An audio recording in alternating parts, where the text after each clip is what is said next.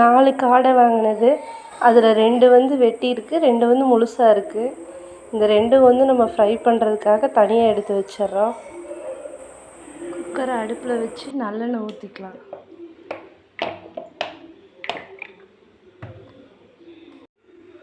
குக்கரில் நல்லெண்ணெய் கொஞ்சம் ஊற்றிருக்கேன்.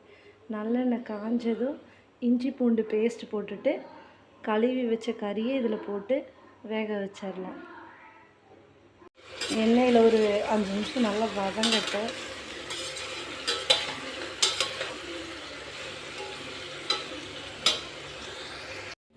கறிக்கு தேவையான அளவு உப்பு போட்டுக்குவோம். சிக்கன் மசாலா கொஞ்சம், நம்ம வீட்டில் அரைச்சி வச்ச சாம்பார் தூள் அது ஒரு 3 ஸ்பூன் போட்டுக்கலாம். அவ்வளோதான். இதில் அப்படியே தண்ணியை ஊற்றி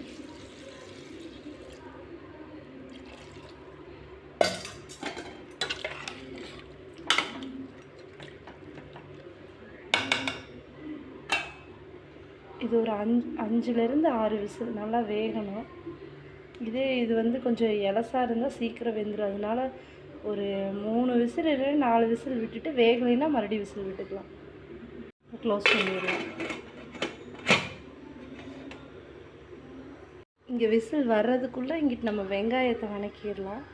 அதுக்கு நான் ஒரு பாத்திரத்தில் நல்லெண்ணெய் விட்டு வச்சுருக்கேன். நல்லெண்ணெய் காஞ்சதும் கொஞ்சம் மல்லி,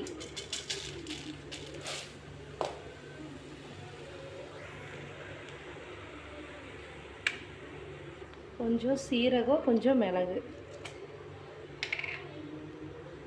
இது பொரிஞ்சது. இது கூடயே நம்ம வெங்காயம், சின்ன வெங்காயம்,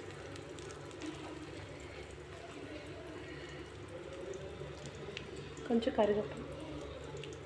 கருவேப்பிலை முடிஞ்சாலும் கொஞ்சம் நிறையவே போட்டுக்கலாம். நான் கொஞ்சம் நிறையவே போடுவேன்.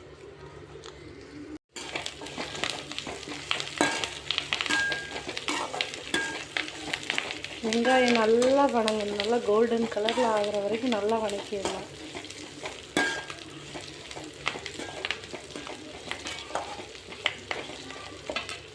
நல்லா ஃப்ரை ஆயிடுச்சு. இப்போ இதில் நம்ம கொஞ்சம் இதுலேயே சிக்கன் மசாலா கொஞ்சமும் குழம்பு தூள் கொஞ்சமும் போட்டுக்கலாம். சாம்பார் தூள். அவ்வளோதான். இதை இனி நம்ம ஆஃப் பண்ணிடலாம். இது சூடு ஆறுனதுக்கப்புறம் மிக்சியில் போட்டு நல்லா அரைச்சி கொண்டு வந்துடலாம். 6 விசில் விட்டுருக்கேன். இப்போ நிறுத்திடலாம். கறியை எடுத்து போட்டாச்சு. இனி நம்ம அரைச்சி வச்ச இந்த வெங்காயத்தை வந்து இது கூடயே ஊற்றிடலாம். கொஞ்சம் தண்ணி விட்டு அலசி ஊற்றிடலாம். தேவையான அளவு உப்பு. இது நல்லா இனி கொதிக்கட்டும். அதுக்கு கொஞ்சம் இன்னும் கொஞ்சம் பத்தாததுக்கு சிக்கன் மசாலா கொஞ்சமும் காரத்துக்கு ஏற்ற மாதிரி இன்னும் கொஞ்சம் சாம்பார் தூளும் போட்டுட்டா அவ்வளோதான். இது இன்னும் நல்லா கொதிக்கணும். இந்த குழம்பு வந்து கொஞ்சம் தண்ணியாக இருந்ததுன்னா தான் நல்லாயிருக்கும். அதனால் இன்னும் கொஞ்சம் தண்ணி விட்டுக்கலாம். மற்ற சிக்கன், மட்டன் இதெல்லாமே விட இந்த காடை குழம்பு வந்தீங்கன்னா ரொம்பவே நல்லாயிருக்கும். இதை கொஞ்சம் தண்ணியை வச்சு நல்லா கொஞ்சம் உண்டுன்னு ஊற்றி சாப்பிட்றப்ப சூப்பராக இருக்கும்.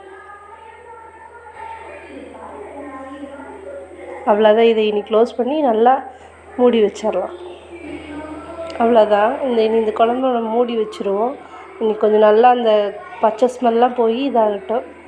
இங்கே பக்கத்தில் பார்த்தீங்கன்னா 2 காடையை வந்து முழுசாக வச்சுருக்கேன். இதை வந்து நம்ம ஃப்ரை பண்ணுறதுக்காக தனியாக எடுத்து வச்சுருக்கேன்.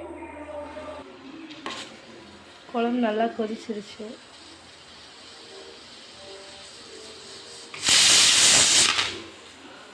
விசிலும் வந்தாச்சு.